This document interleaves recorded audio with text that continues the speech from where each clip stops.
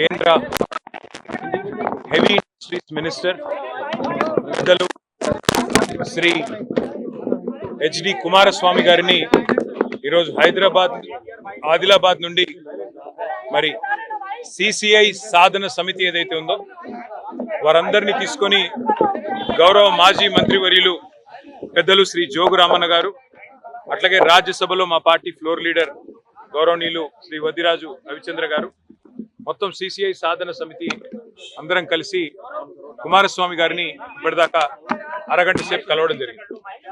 వారికి గుర్తు చేసింది ఏమంటే ఆదిలాబాద్ లో 1980వ దశకంలో ఏర్పాటు చేయబడ్డ cement corporation of India plant ఒక దశలో 6,000 మందికి ప్రత్యక్షంగా పరోక్షంగా ఉద్యోగ అవకాశాలు కల్పించింది. రాబోయే 100 సంవత్సరాల వరకు అక్కడ మీకు మైనింగ్ రిజర్వ్స్ కూడా, లైమ్ స్టోన్ రిజర్వ్స్ కూడా మీకు ఉన్నాయి. అట్లాగే మరి ఈ ప్లాంట్ నడపడానికి 4 లక్షల మెట్రిక్ టన్నుల కెపాసిటీతో ఉన్న ఈ ప్లాంట్ నడపడానికి అవకాశాలు సంపూర్ణంగా ఉన్నాయి.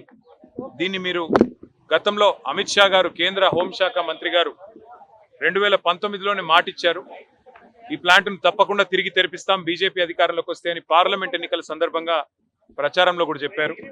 అట్లాగే మరి కేంద్ర హోంశాఖ సహాయ మంత్రి గారు కూడా ప్లాంట్ను తెరిపిస్తామంటూ ఆయన కూడా మరి హన్స్రాజ్ గంగారాం గారు కూడా మాటిచ్చారు. కానీ ఈరోజు జరుగుతున్నది ఏమంటే ఆదిలాబాద్ సిసిఐని తుక్కు కింద అమ్మేస్తున్నారు, అక్కడ స్క్రాప్ కింద అమ్మేస్తా ఉన్నారు. ఈ రకంగా స్క్రాప్ కింద అమ్మేస్తున్నారని చెప్పి వారికి మొత్తం వివరంగా చెప్పడం జరిగింది. కేంద్ర మంత్రి కుమారస్వామి గారు చెప్పింది ఏమంటే సిసిఐని తెరిపించే విషయంలో మీరు చేస్తున్న పోరాటం, ముఖ్యంగా సిసిఐ సాధన సమితి చేస్తున్న పోరాటం డెఫినెట్ గా అభినందనీయం, మంచి పని చేస్తున్నారు. తప్పకుండా మేము కూడా మంచిగా దీన్ని మళ్ళీ నడపాలనే కోరికతోనే ఉన్నాము, ప్రయత్నం చేస్తాము. దాదాపు 2,300 ఎకరాలు అక్కడ ల్యాండ్ ఉన్నది.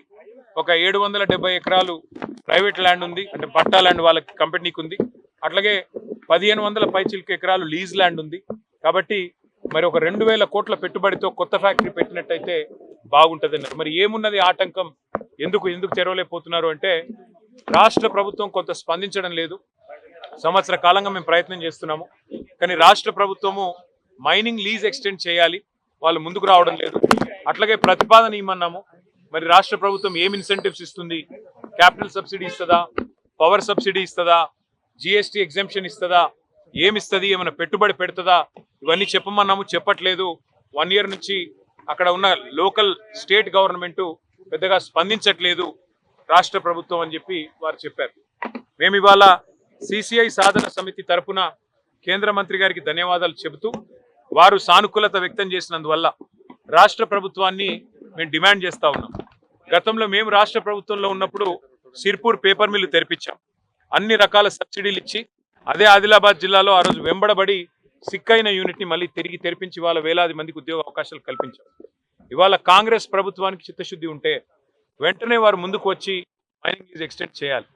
రెండవది, వెంటనే రాష్ట్ర ప్రభుత్వం తరఫున ఏ ప్యాకేజ్ మీరు ఇస్తారో, మరి 2,000 కోట్ల పెట్టుబడి అంటే ఒక 500 కోట్లు మరి పెట్టినట్టయితే మిగతాదంతా లోన్ రూపంలో వస్తుంది. ఆ 250 కోట్లు, ఒకవేళ 500 కోట్లలో 250 కోట్లు రాష్ట్ర ప్రభుత్వం, 250 కోట్లు కేంద్ర ప్రభుత్వం పెట్టినట్టయితే వెంటనే ప్లాంట్ తెరిపించి దాదాపు 6,000 మందికి ఉద్యోగ అవకాశాలు ప్రత్యక్షంగా పరోక్షంగా ఆదిలాబాద్ లాంటి మారుమూల ప్రాంతంలో ఇచ్చే అవకాశం ఉంటుంది. మా జోగు రామన్న గారు సిసిఐ సాధన సమితి 4 ఏళ్లుగా కష్టపడతా ఉన్నారు.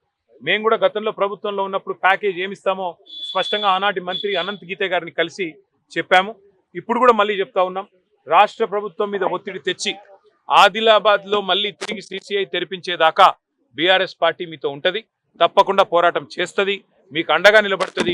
ఈ ఫ్యాక్టరీని మారుమూల ప్రాంతంలో తిరిగి తెరిపించేదాకా కేసీఆర్ గారి నాయకత్వంలో మా పోరాటం కొనసాగుతూనే ఉంటది. ఆంధ్రప్రదేశ్ లో ఇవాళ వైజాగ్ స్టీల్ ప్లాంట్ మూతబడ్డప్పుడు బీఆర్ఎస్ పార్టీ కూడా ఆ రోజు స్పందించి తెరిపించండి, దీనికి ప్యాకేజ్ ఇవ్వండి అని కోరాం. ఇవాళ కేంద్ర ప్రభుత్వం ప్యాకేజ్ ఇచ్చింది, తెరిపిస్తున్నది, సంతోషం.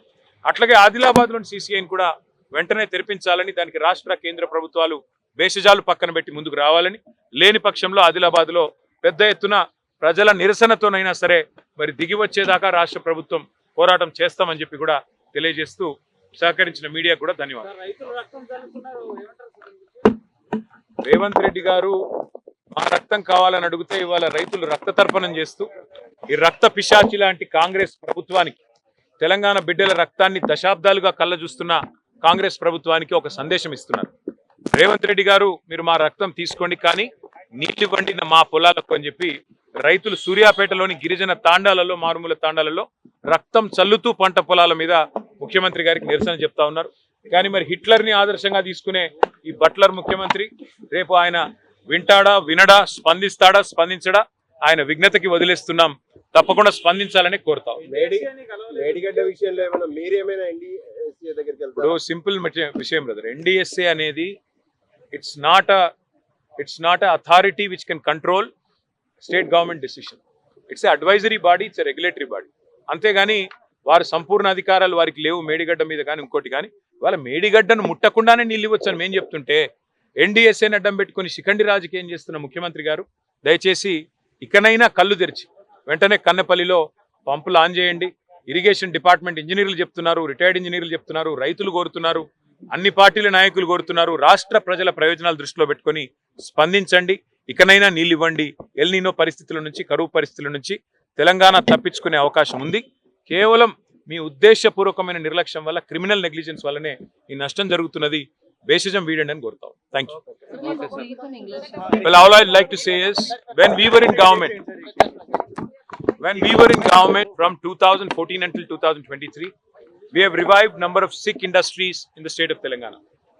One such Sikh unit, which was set up in Adilabad district, which is a rural area in Telangana, was called the Cement Corporation of India, which was set up in the early 1980s. Unfortunately, the unit fell sick. At one point of time, there were almost 6,000 people getting employment directly and indirectly from this plant.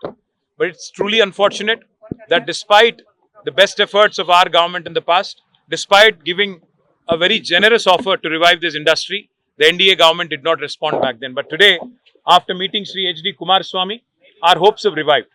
The Honorable Minister has said categorically that if the state government is willing to come forward, extend the mining lease by 50 years unconditionally, and more importantly, also support by way of capital subsidy, power subsidy, and maybe some exemptions that are typically given to an industry in rural areas, this plant can be revived.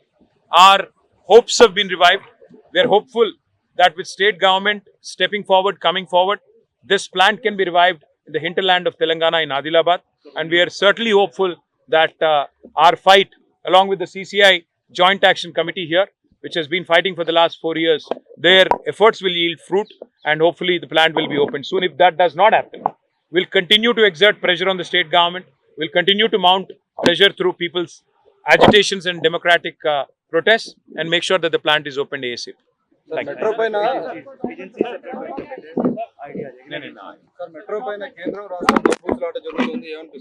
రాష్ట్ర ప్రభుత్వం యొక్క బుద్ధి లేనితనం వల్ల ఒక metro లాంటి బంగారు project, అంటే airport metro ఆనాడు మా గవర్నమెంట్లో 2023లో శంకుస్థాపన చేసి టెండర్ చేసి మొత్తం 33 కిలోమీటర్లు రాయదుర్గం నుంచి ఎయిర్పోర్ట్ దాకా 24 నెలల్లో పూర్తి చేయాలని 2023లో ఆనాడు మేము శంకుస్థాపన కూడా చేశారు కేసీఆర్ గారు. రాష్ట్ర ప్రభుత్వం యొక్క బుద్ధి లేనితనం వల్ల, రేవంత్ రెడ్డి యొక్క మరి తలాతోకా లేని ఆలోచనల వల్ల ఈ పాటికి పూర్తయ్యేది ఆ మెట్రో నిజానికైతే. కానీ దాన్ని రద్దు చేశారు. రద్దు చేయడమే కాకుండా మరి వాళ్ళ కొత్తగా మెట్రో అంటూ కుని రాగాలు కూస్తూ ఉన్నారు. వాస్తవం ఏంటంటే దొందే కాంగ్రెస్ బీజేపీ. ఆ రోజు లగడికాపుల నుంచి బిహెచ్ఎల్ వరకు మెట్రోకి అనుమతి ఇవ్వండి అని మేము కోరితే బీజేపీ వాళ్ళు దీనికి ప్యాసింజర్ లోడ్ లేదు, ట్రాఫిక్ లేదు, ఇక్కడ జనాలు ఎక్కరు అని వాళ్ళు అనుమతులు ఇవ్వలేదు. ఎయిర్పోర్ట్ మెట్రో మేము ప్లాన్ చేసి కేంద్ర ప్రభుత్వంతో సంబంధం లేకుండా టెండర్ చేసి ముందుకు పోతుంటే రేవంత్ రెడ్డి గారు వచ్చి దాన్ని రద్దు చేశారు. సో హైదరాబాద్లో 70 కిలోమీటర్ల మెట్రో పూర్తి చేసింది బీఆర్ఎస్ అయితే, గత 2.5 సంవత్సరాలుగా ఏమీ చేయకుండా దున్నపోతు నిద్రపోతున్నది కాంగ్రెస్ ప్రభుత్వం. ఇవాళ హైదరాబాద్ కార్పొరేషన్ ఎన్నికలను దృష్టిలో పెట్టుకుని హడావుడిగా ఈయన ఇద్దరు కలిసి దోబూచులాడుతున్నారు తప్ప వాస్తవం ఏంటి అంటే అక్కెరలేని 14,000 కోట్ల ప్రైవేట్ రుణాన్ని, ఒక ప్రైవేట్ సంస్థ రుణాన్ని, రాష్ట్ర ప్రజల మీద ఎల్ఎన్టీ రుణాన్ని రాష్ట్ర ప్రజల మీద బలవంతంగా రుద్దిండు రేవంత్ రెడ్డి. ఇవాళ బిహెచ్ఈఎల్ నుంచి లగడికాపుల్ దాకా మెట్రోకి పర్మిషన్ ఇవ్వండి కేంద్ర ప్రభుత్వం, ఎన్డీఏ ప్రభుత్వం. అంటే కూడా హైదరాబాద్ మీద మరి కోపంతో, వారికి ఓట్లు లేదు, సీట్లు ఇవ్వలేదన్న కోపంతో ఈ కార్యక్రమాలన్నీ చేస్తూ ఉన్నారు. మళ్ళీ నేను చెప్తా ఉన్నా, వీళ్ళు ఇంకో 2.5 ఏళ్ళు ఈ డ్రామాలు చేస్తూనే ఉంటారు. తిరిగి మళ్ళీ బీఆర్ఎస్ అధికారంలోకి వస్తేనే హైదరాబాద్ లో మెట్రో పరుగులు పెడుతుంది. తప్పకుండా భవిష్యత్తులో 400 కిలోమీటర్లకు మెట్రోను పొడిగించే బాధ్యత మేము తీసుకుంటామని చెప్పి హైదరాబాద్ ప్రజలకు నేను మాటిస్తాను. Thank you. 280 కోట్ల విలువైన భూములు ఉన్నాయి. సో ఆ భూముల కోసం ఇదంతా జరుగుతుందని ఒక ఆరోపణ.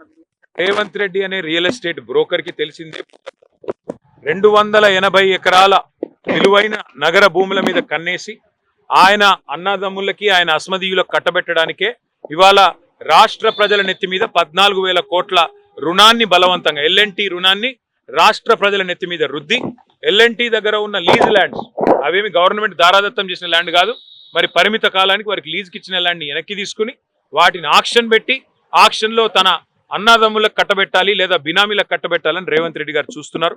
ఇవన్నీ కూడా రాబోయే రోజుల్లో బయటకు వస్తాయి, మీరు చూస్తారు.